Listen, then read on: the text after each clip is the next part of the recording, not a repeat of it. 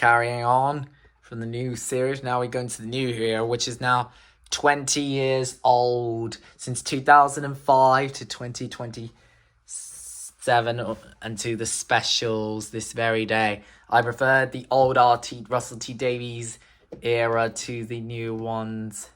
So let's begin. So we start with Series 1. We have Series 1, Volume 1, with Rose, End of the World, and The Unquiet Dead. Rose, I give an 8 out of 10. And The End of the World, I give a 7 out of 10. And The Unquiet Dead gets a 6 out of 10. Then we get Volume 2 of Series 1 with Aliens to London, World War III, and Dalek. And of course, Rose introduces Rose, Mickey, and Jackie. And then we get the first appearance of the Slitheen. And of course, the reintroduction of the Daleks to new fans. I remember borrowing this from a friend and I found it in a charity and got lucky. Now, Aliens to London gets a 7 out of 10. And World War III the same. Introduces Harriet Jones and the Slitheen. And Dalek gets a brilliant 10 out of 10. I really enjoyed Dalek by Robert Sherman.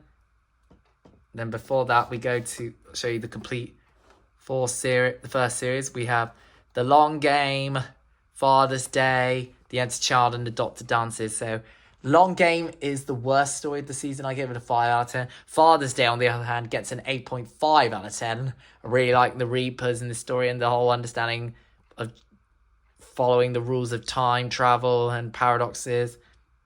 And then The Empty Child and The Doctor Dances used to creep me out, and that's an overrated story by Stephen Moffat. So I give both of them. I give Empty Child In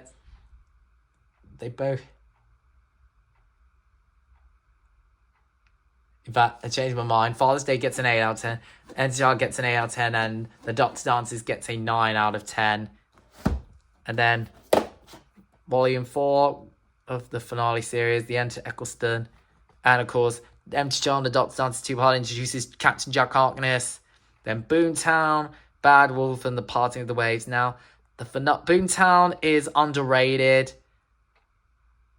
I give it a 6 out of 10. It does bring back Annette Bland from EastEnders, appears in this, and the finale with the Emperor Dalek and the Daleks, of course, and then the reality shows on Battle like Weakest Link, Big Brother, and all other shows like that. And then we get the introduction of David Tennant, and of course, we saw the departure of Jack Harkness, who will later come back in the series. Then we go to the underrated Series 2.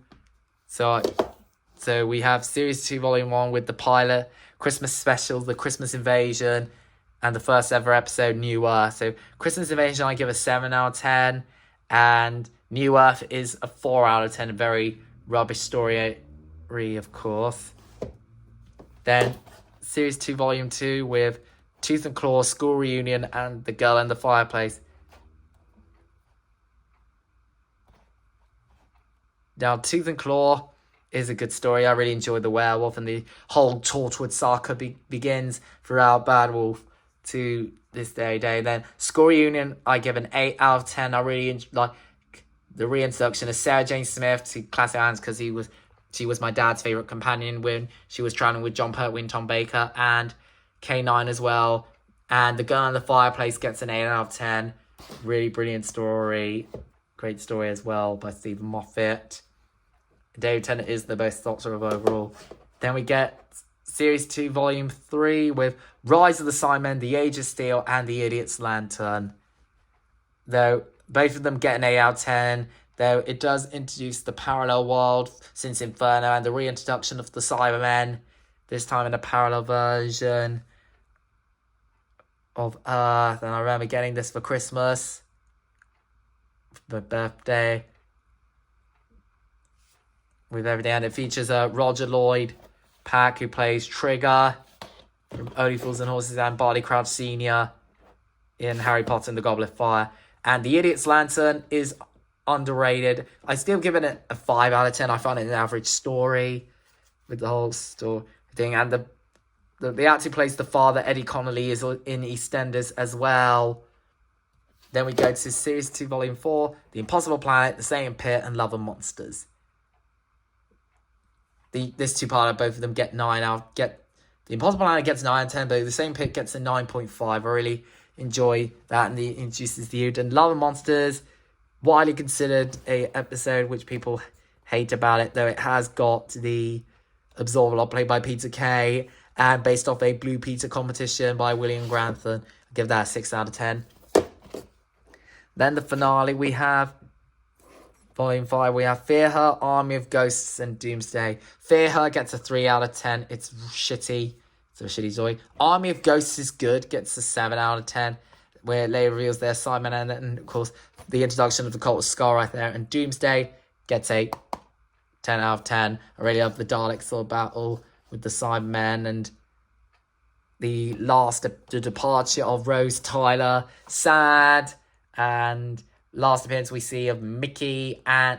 Oh yeah, and of course, Mickey departs in Volume 3. And this time he departs again. And as well as Jackie Tyler's. Then I found this in the charity as well. The complete second series with the 3D art. Same with the Dalek and the Cybermen. As you can see, you get like the inside. Then we go to Series 3, which I prefer Series 3 over 2. We have the Christmas special pilot, The Runaway Bride, gets an 8 out of 10. It introduces Donna Noble, gives them the idea of where they go. And he actually plays Lance. He's in EastEnders as well. Gets an 8 out of 10. Then we get Volume 1 of Series 3, which introduces Martha Jones, who is a good companion. And many people find her underrated. I don't know why, though. Martha's a good companion in the series. No love relationship. Smith and Jones gets a 7 out of 10. Shakespeare Code gets 8.5. And Gridlock gets a 6 out of 10. Well, 6.5 because of the face of Bo dying. And this actually predicted the coronavirus 5 years ago. Then we go to Series 3, Volume 2 with Daleks in Manhattan, Evolution of the Daleks, The Lazarus Experiment, and 42. The two-parter, both of them get 6 out of 10. It's very underrated, very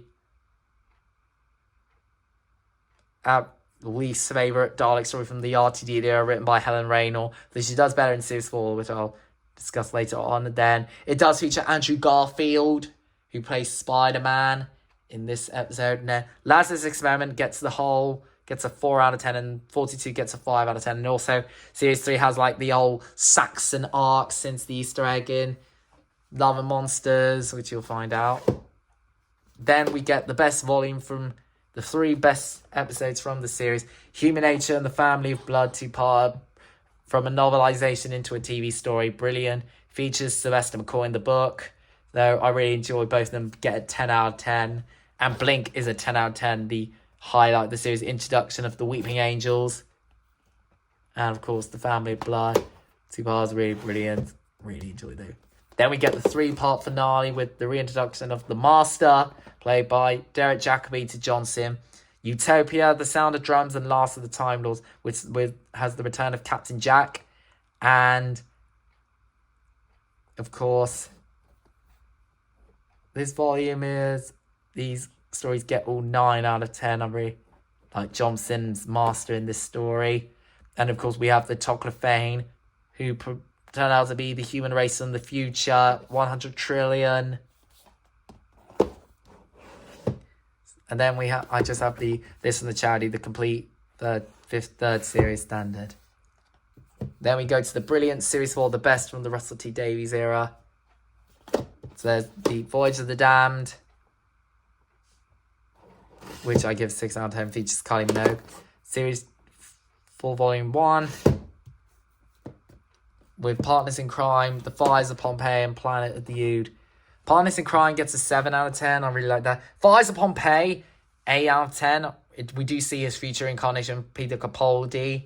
And then Planet of the Ood gets a 7 out of 10. And before that, I got the complete 4th series right there.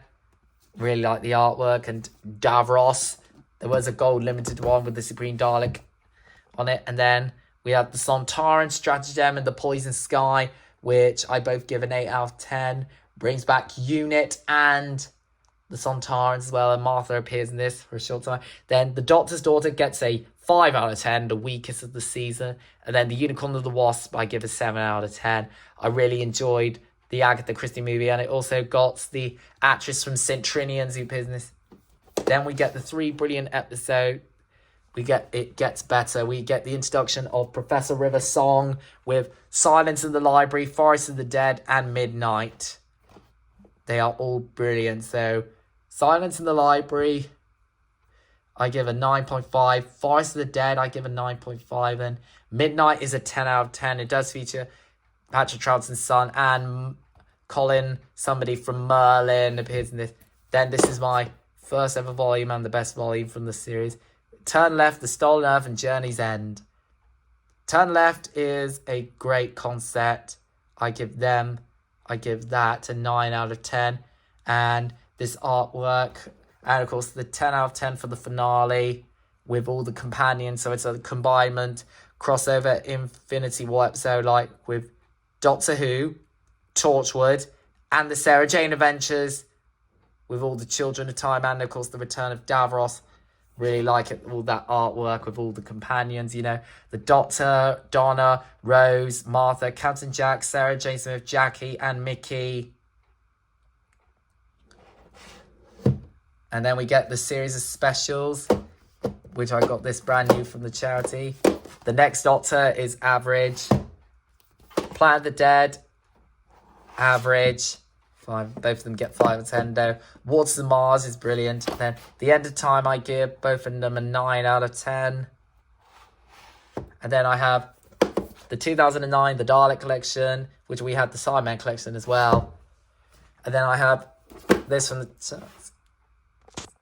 the... Ignore that. The complete 5th series with Matt Smith's 10th Doctor, 11th Doctor, which gives us the idea that this is, in fact, his final incarnation before he got his new regeneration cycle. It's a bit confusing, really, because we do see the War Doctor played by John Hurt. So we have the 11th Hour, which was, again, a 10 out of 10, a brilliant opening story. The Beast Below is underrated. I give it a 6 out of 10. And then Victory of the Daleks gets a 6.5 out of 7 out of 10. It does have that Power of the Daleks feel and the introduction of the new Paradigm Daleks, which people are not fans of. Then we have the Time of Angels and Flesh and Stone, which I really enjoy. I give both of them a 9 out of 10. Then The Vampires of Venice, 5 out of 10, though it does feature Larissa Malfoy and some of the cast from Game of Thrones who was in Human Nature and the Family Blood. 2 were from Game of Thrones. Oh yeah, and the monk character was in Game of Thrones as well. And some of the Sabine characters were in Game of Thrones as well. Game of Thrones as well. Then we have Amy's Choice, which is a good 7 out of 10 story. Then The Hungry Earth and Cold Blood reintroduces the Silurians. They get 8 out of 10. The Vincent and the Doctor gets a 10 out of 10. And then we have The Lodger, which I give a 6.5, 6 out of 10. It does introduce Craig Owens, and played by James Corden. Then The Pandora opens, gets 9 out of 10. And then The Big Bang gets a 10 out of 10. Then we have the spin-off, the Sarah Jane Adventures Series 1, which I found from the charity. And then I got the complete collection. So there you go. That was my entire Doctor Who DVD collection from classic all the way to this very day. So I hope you enjoyed this video. Excuse me. Like, comment, subscribe. Tap the bell and stay updated for more. And find me on social media. And see you next time for more videos. Bye for now.